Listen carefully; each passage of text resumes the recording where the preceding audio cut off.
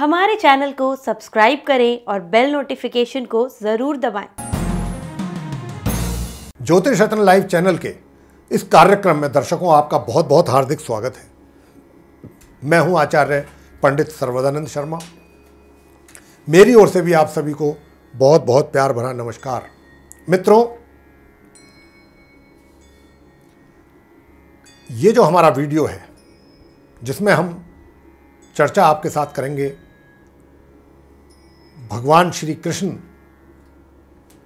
के जन्म से संबंधित जो पर्व पूरे भारतवर्ष और विश्व के अनेकों देशों में जो बड़े धूमधाम के साथ भक्तों के द्वारा मनाया जाता है, जिसका नाम है श्री कृष्ण जन्माष्टमी, उसके विषय में आज हम आपसे चर्चा कर रहे हैं कि ये भगवान श्री कृष्ण जन्माष्टमी 2020 में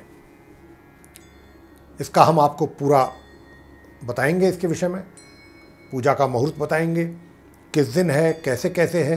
बड़ी दिलचस्प चर्चा है, आप इसको सुनिएगा।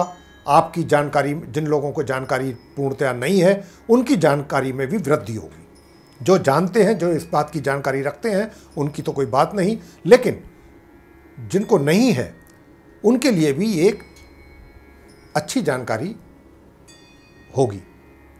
तो आइए, आज हम आपके साथ चर्चा कर रहे हैं 2020 अगस्त के महीने में जो भगवान श्री कृष्ण का जन्म से संबंधित त्यौहार पर्व जन्माष्टमी है, उसके विषय में। तो दर्शकों, गत वर्षों की भांति इस वर्ष विक्रम संवत 2077 में भी भगवान श्री कृष्ण जन्माष्टमी का व्रत आदि का पर्व स्मार्त और वैष्णव के हिसाब से 2 दिन बन रहा है। इस व्रत को लेकर के 2 अलग अलग मत हैं। ये चीज़ यहाँ समझने वाली है। जो जानते हैं उनके लिए कोई समस्या नहीं, लेकिन जिनको इसकी जानकारी नहीं है उनके लिए ये चर्चा हमने सोचा कि ये आवश्यक है कि उन तक भी हम ये जानकारी पहुंचा सकें। तो आइए जानते हैं कि इस व्रत को लेकर के 2 अलग अलग मत हैं, भिन्न भिन्न मत हैं। और वो मत क्या है? स्मार्त, जैसा कि मैंने अभी आपसे कहा कि व्रत आदि का पर्व जो है वो स्मार्त और वैष्णव के हिसाब से 2 दिन बन रहा है। अब ये स्मार्त और वैष्णव क्या है, इसकी चर्चा हम आपसे करते हैं संक्षेप में। कि स्मार्त लोग हमारे धर्म शास्त्रों में उनको कहा गया है कि जो गृहस्थ से जुड़े हुए लोग हैं, जैसे हम हैं, आप अगर गृहस्थ से जुड़े हुए हैं तो आप हैं, वे लोग जो हैं स्मार्त कहलाते हैं। तथा अर्धरात्रि का स्पर्श होने पर सप्तमी युत अष्टमी में, यह समझने वाली बात है, अर्धरात्रि का स्पर्श होने पर सप्तमी युत अष्टमी में व्रत या उपवास जो करते हैं, क्योंकि इनके अनुसार भगवान श्री कृष्ण जी का अवतार आधी रात्रि यानी अर्धरात्रि के समय रोहिणी नक्षत्र एवं वृष राशि में चंद्रोदय पर अष्टमी तिथि में हुआ था, इनके मतानुसार। जबकि वैष्णव जो लोग हैं उनके अनुसार अर्धरात्रि अष्टमी की उपेक्षा करके नवमी विद्या अष्टमी में व्रत आदि करने में वे लोग विश्वास रखते हैं। और वैष्णव मत के लोग कौन हैं? आप पूछेंगे भाई ये वैष्णव मत, आपने स्मार्त बता दिया, वैष्णव मत के लोग कौन है, ये इसके विषय में तो बताइए। तो उसके लिए भी बता देते हैं कि वैष्णव मत के लोग कौन हैं। ये हमारे हिंदू धर्मशास्त्रों के अनुसार वे लोग होते हैं जिन्होंने वैष्णव संप्रदाय में बतलाए गए नियमों के अनुसार विधिवत दीक्षा ली हुई होती है। ये लोग अधिकतर अपने गले में कंठी माला पहने होते हैं और मस्तिष्क पर विष्णु भगवान जी के चरण का टीका लगा के रखते हैं। ये पहचान है वैष्णव मत के लोगों की। इन वैष्णव लोगों के अलावा सभी लोगों को हमारे शास्त्रों में स्मार्त कहा गया है। यह जन्माष्टमी का जो त्यौहार है मित्रों, भगवान श्री कृष्ण जी के जन्मोत्सव के रूप में मनाया जाता है। हम सभी लोग मनाते हैं, पूरे विश्व में मनाया जाता है। और मथुरा, विशेषकर मथुरा नगरी में जो असुर राज कंस कि कारागृह में जो देव की माता की 8वीं संतान, ये तो आप सब जानते ही हैं कि कृष्ण जी जो थे वो माँ देवकी जी की 8वीं संतान के रूप में पैदा हुए थे, उन्होंने जन्म लिया था। और उनके जन्म के समय अर्धरात्रि थी, चंद्रमा उदय हो रहे थे तथा उस समय रोहिणी नक्षत्र था। इसीलिए इस दिन को प्रत्येक वर्ष कृष्ण जन्मोत्सव के रूप में भी मनाने की प्रथा हमारे देश में है। कृष्ण जन्माष्टमी का मुहूर्त के विषय में भी जान लेते हैं। तो श्री मद् भागवत, श्री विष्णु पुराण, वायु पुराण, अग्नि पुराण आदि भी तो अर्धरात्रि युक्ता अष्टमी में ही श्री भगवान के जन्म की पुष्टि करते हैं। इन सभी में भगवान जी के, जो कृष्ण जी के जन्म की पुष्टि होती है अष्टमी में, अर्धरात्रि में जो युक्ता अष्टमी में इनके जन्म की पुष्टि होती है। मतलब कुछ विद्वानों के अनुसार केवल अष्टमी तिथि को ही जन्माष्टमी को निर्णायक तत्व मानते हैं। वैसे मथुरा वृंदावन में तो वर्षों की परंपरा अनुसार भगवान श्री कृष्ण जन्माष्टमी के जन्मोत्सव जो है वो सूर्य उदयकालिक एवं नवमी विद्या श्री कृष्ण अष्टमी मनाने की परंपरा है। साधारण शब्दों में अगर कहें कि जिसमें हम गृहस्थी वाले लोग जन्माष्टमी मनाते हैं उससे अगले दिन, जबकि शेष भारत में लगभग सभी प्रांतों में सैकड़ों वर्षों से अर्धरात्रि एवं चंद्रोदय व्यापनी जन्माष्टमी में ही व्रत आदि ग्रहण करने की परंपरा है, जैसा कि मैंने अभी आपको बताया भी है, बता भी रहा था मैं।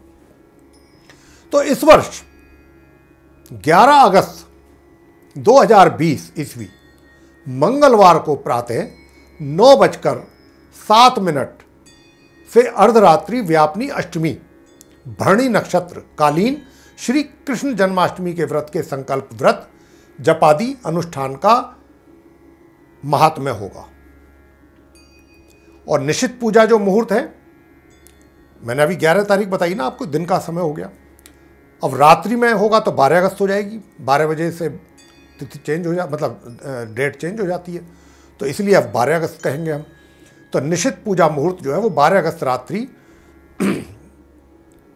12:10 से लेकर 12:54 तक का होगा। यानी कि 11 अगस्त की रात्रि 12:10 से लेकर 12:54 तक। अब क्योंकि 12 बजे डेट चेंज हो जाती है, तारीख चेंज हो जाती है, इसलिए उसको हमने 12 अगस्त की रात्रि बोला है। पूजा की कुल अवधि जो है वो 44 मिनट की है, 12:10 से लेकर रात्रि को 12:54 तक। अष्टमी तिथि जो है वो कब समाप्त हो रही है? वो हो रही है 12 अगस्त प्रातः 11:15 पर समाप्त हो जाएगी। 12 तारीख की सुबह प्रातः 11:15 पर अष्टमी समाप्त हो जाएगी। जन्माष्टमी का पारण मुहूर्त वो भी 12 अगस्त को 11:15 तक ही रहेगा। आप अपने व्रत का पारण कर सकते हैं 11:15 के बाद।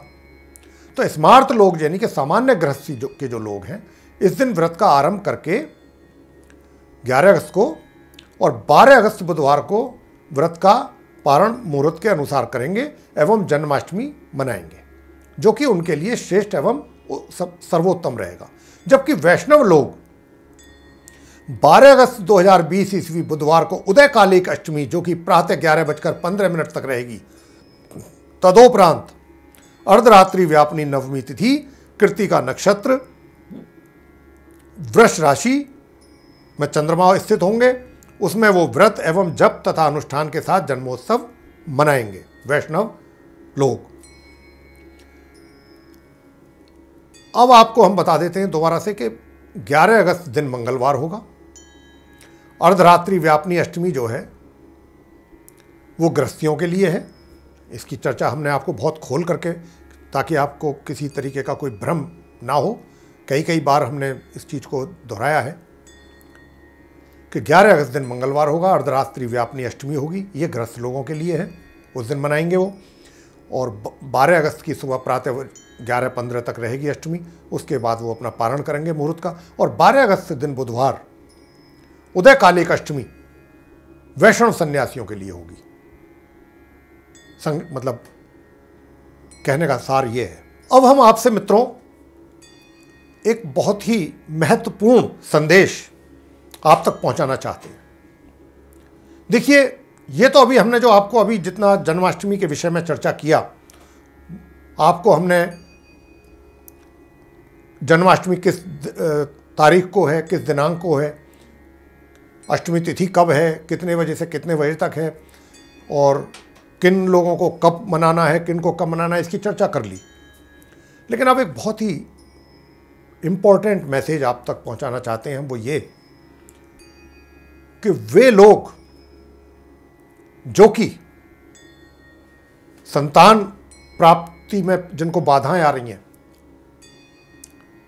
संतान नहीं हो पा रही है, संतान को लेकर के उनकी बड़ी इच्छाएं हैं कि भाई उनको परमात्मा संतान के रूप में आशीर्वाद प्राप्त करें, संतान प्रदान करें, और नहीं हो पा रही है संतान उनको, तो उनके लिए ये जो पर्व है जन्माष्टमी का, ये ऐसा पर्व है कि अगर आप इस दिन से, जो हम आगे अभी चर्चा करेंगे आपसे इस विषय में, कि अगर वो हमारे बताए हुए अनुसार पूजा करते हैं, उसका आरंभ करते हैं, तो निश्चित रूप से भगवान श्री कृष्ण जी की कृपा उनको प्राप्त होगी और उनकी मनोकामना ये अवश्य ही पूर्ण होगी। तो आइए अब आगे आपसे चर्चा करते हैं कि जन्माष्टमी का जो व्रत है और उसकी पूजन विधि के विषय में कैसे करना है।